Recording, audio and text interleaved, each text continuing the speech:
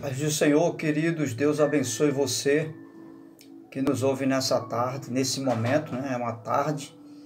Nós estamos aqui novamente para compartilhar com você mais um vídeo e o desejo do meu coração é que o Espírito Santo possa esclarecer a você, à luz das Escrituras, mais uma reflexão, onde estaremos tratando no primeiro livro, em uma das epístolas do apóstolo Paulo, 1 Coríntios, capítulo 12 e versículo 27. Estaremos fazendo essa breve leitura, mas antes disso quero orar com você. Ore comigo em nome de Jesus. Querido Deus, amado Pai, te louvamos pela bênção de poder estar aqui compartilhando a Tua palavra. Peço a bênção do Senhor sobre os que estarão ouvindo essa breve reflexão e que todas as dúvidas sejam tiradas de forma clara e concisa, precisa e necessária. Essa é a minha oração, que venha abençoar o Teu povo, em nome de Jesus. Você pode dizer amém?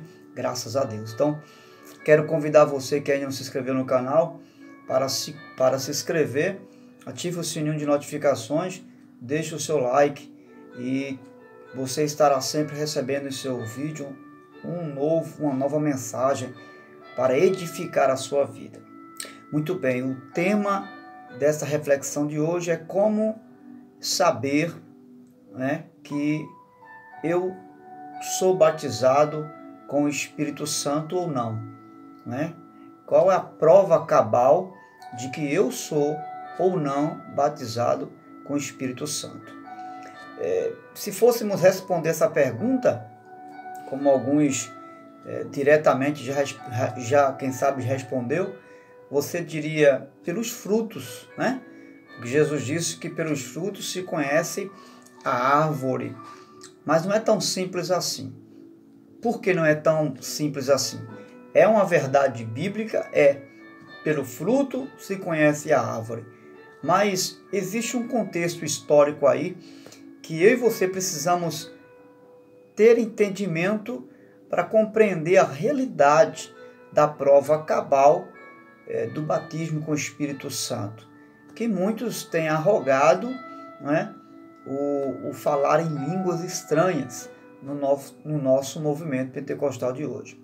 Mas escute, historicamente falando, antes do movimento pentecostal, a compreensão dos nossos irmãos que nos antecederam, era que o batismo com o Espírito Santo ocorria na conversão e que o falar em línguas o falar em línguas ficou restrito apenas para o século I, ou seja, durante o período da igreja primitiva, e que isso só estaria disponível, isso não estaria disponível para os dias de hoje. Essa é a compreensão, historicamente falando, dos nossos irmãos que antecederam o movimento pentecostal. Ou seja, antes do movimento pentecostal entrar em ação, os nossos irmãos, eles tinham essa concepção à luz da história da igreja. Porém, o movimento pentecostal veio afirmando que o batismo com o Espírito Santo é uma experiência de sua época também, com evidência com as línguas estranhas. Ou seja, a evidência do batismo com o Espírito Santo, segundo o movimento pentecostal, é a evidência do falar em línguas. E isso estaria disponível sim para os dias de hoje, ok?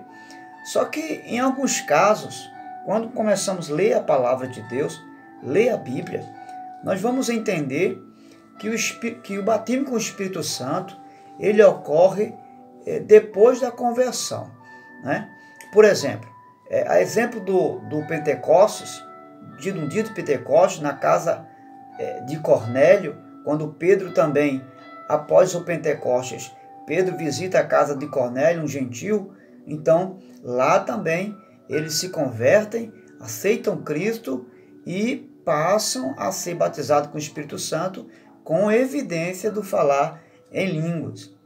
Quando Paulo chega em Éfeso também encontra um grupo de gregos lá que se converteram ao judaísmo, ao cristianismo e eles também são batizados com o Espírito Santo.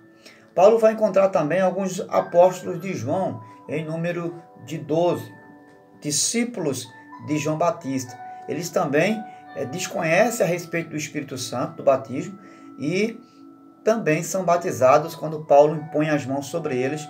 Eles são batizados com o Espírito Santo, e a evidência ali também é o falar em línguas estranhas. Então você vai observar que primeiro ele se converte e depois é batizado com o Espírito Santo. Só que as pessoas pegam esses exemplos do Antigo Testamento, no que diz respeito à vida dos apóstolos da igreja primitiva, e arrogam esses exemplos para os dias de hoje, certo? As pessoas trazem esse cenário do século I, que aconteceu com a igreja primitiva, foram batizados com o Espírito Santo e, em consequência desse batismo, veio o falar em línguas. E trazem para os dias de hoje. Só que detalhe, o que nós precisamos entender, historicamente falando, precisamos ter essa compreensão na história do tempo. Por que aconteceu o batismo com o Espírito Santo e em seguida o falar em línguas estranhas naquele momento? A gente precisa entender que a igreja estava vivendo, a igreja dos apóstolos, ela estava vivendo um período de transição, de mudanças. Que mudanças são essas? Uma dessas mudanças era exatamente a mudança da aliança. Como assim? Os cristãos, os judeus estavam saindo da velha aliança, e estavam entrando numa nova aliança, na pessoa do seu Jesus. O segundo ponto relacionado a essa transição, que é uma mudança, é em relação à comunidade dos judeus. Você observa que os judeus, eles não tinham comunhão com os samaritanos, eles não se falavam com os samaritanos, eles não tinham comunhão com os pagãos, eles não tinham comunhão com outros povos da sua linhagem. Era uma contradição ter comunhão e ter ligação com outros povos que não fossem judeus, porque não tinham a aliança baseada na aliança de Abraão. Então, a aliança do Antigo Testamento era somente para Israel. Por esse motivo, outros povos que não tinham essa aliança, eles descartavam como pessoas excluídas do povo judeu, da aliança de Deus. Então, o que acontece? O que nós queremos dizer com isso? É que essa manifestação do falar em línguas, no batismo com o Espírito Santo, na época dos apóstolos, foi simplesmente um acontecimento daquela época.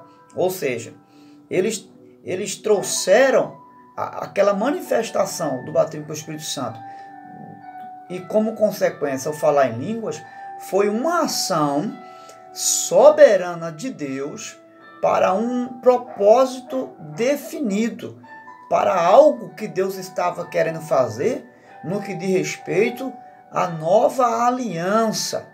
Por exemplo, observe o mesmo batismo que houve do Espírito Santo, que houve com os discípulos no Pentecostes, e em decorrência o falar em línguas, aconteceu também quando eles vão evangelizar os samaritanos, porque na ordem imperativa de Jesus, que foi que Jesus falou?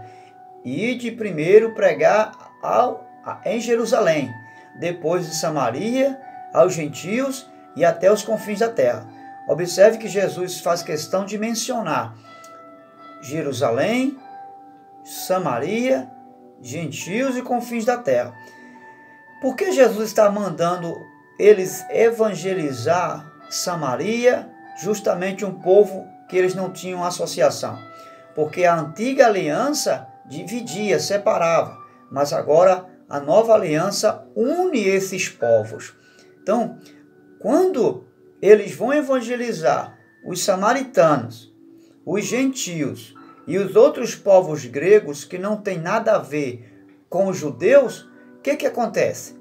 A Bíblia vai dizer que eles também, quando evangelizam os samaritanos, eles são batizados com o Espírito Santo, e a mesma manifestação do Espírito Santo no falar em línguas aconteceu com os samaritanos.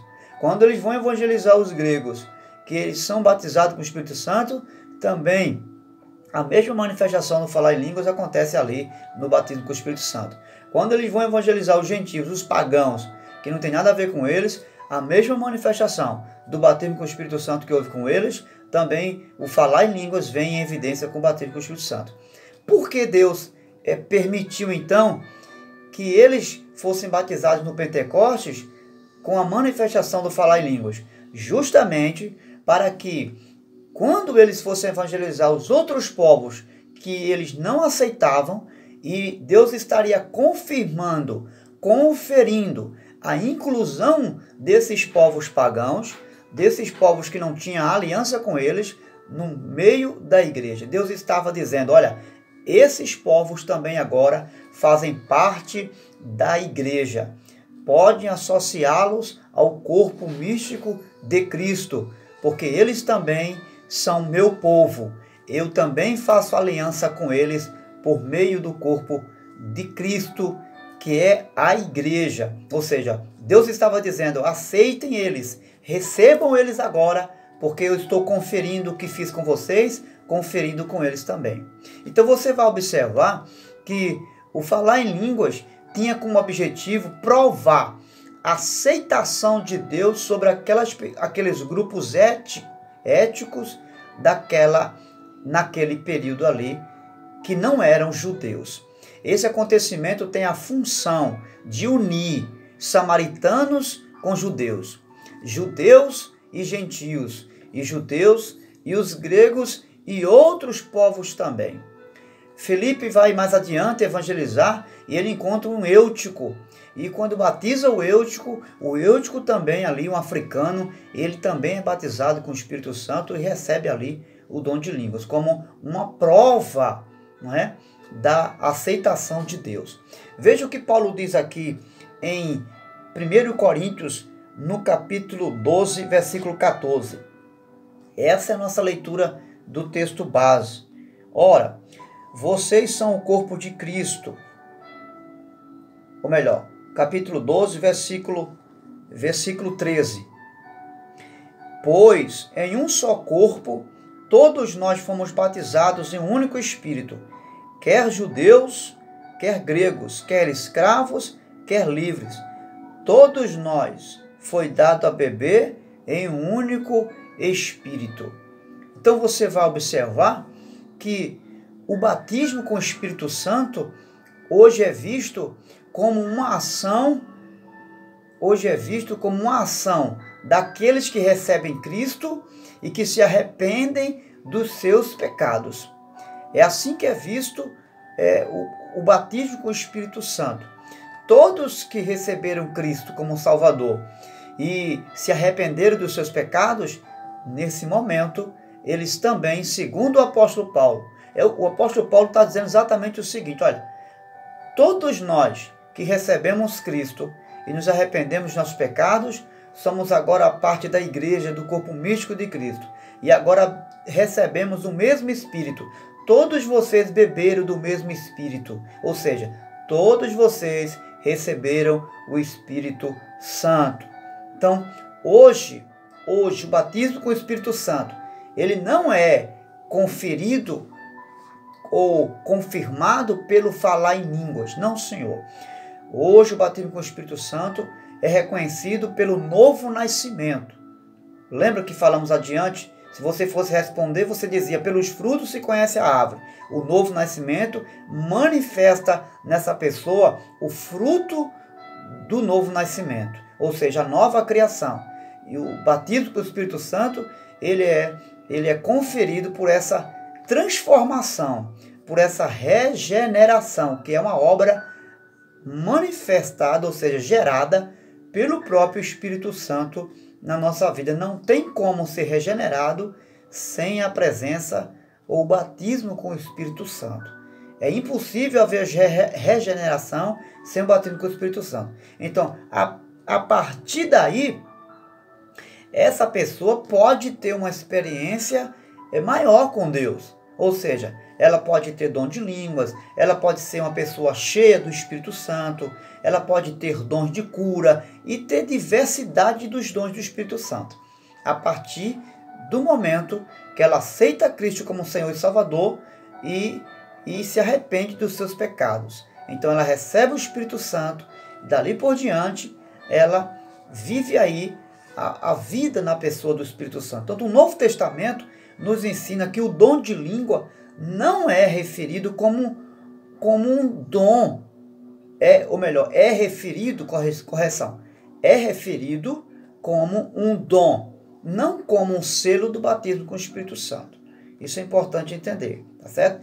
Paulo diz que nem todos, se você for ler capítulo 12 de 1 Coríntios, versículo 12 e versículo 13, ele vai dizer, nem todos receberam, ou melhor, falam em línguas estranhas. Olha o que diz o capítulo 12, versículo 29.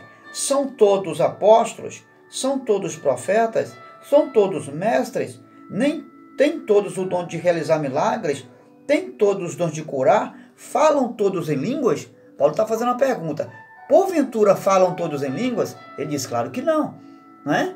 E veja que nem todos, o fato de alguém ser batizado com o Espírito Santo, nem por isso fala em línguas estranhas. Porque o dom é um dom, não é um selo do batismo com o Espírito Santo. Ok? Então eu quero finalizar aqui fazendo essa pequena diferença, né? A diferença que existe do batismo com o Espírito Santo em Atos dos Apóstolos e para hoje é que com a igreja primitiva,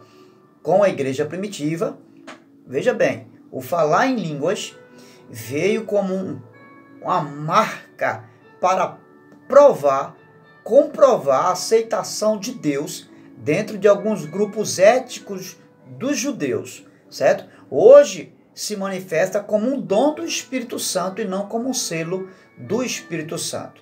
E é importante notar que a natureza das línguas não era de anjo. A natureza das línguas estranhas era de homens, eram idiomas de homens. Não estou dizendo com isso que não haja manifestação da língua dos anjos, ok? Porque Paulo vai conferir que, ainda que falasse a língua dos homens e a língua dos anjos, se não tivesse amor, nada seria. Então, existe sim língua dos anjos. Porém, a natureza daquelas línguas ali não era dos anjos, mas sim dos homens, ok? E o fato da manifestação daquela língua foi para provar a aceitação de Deus dos pagãos no meio da igreja dos judeus. Deus te abençoe.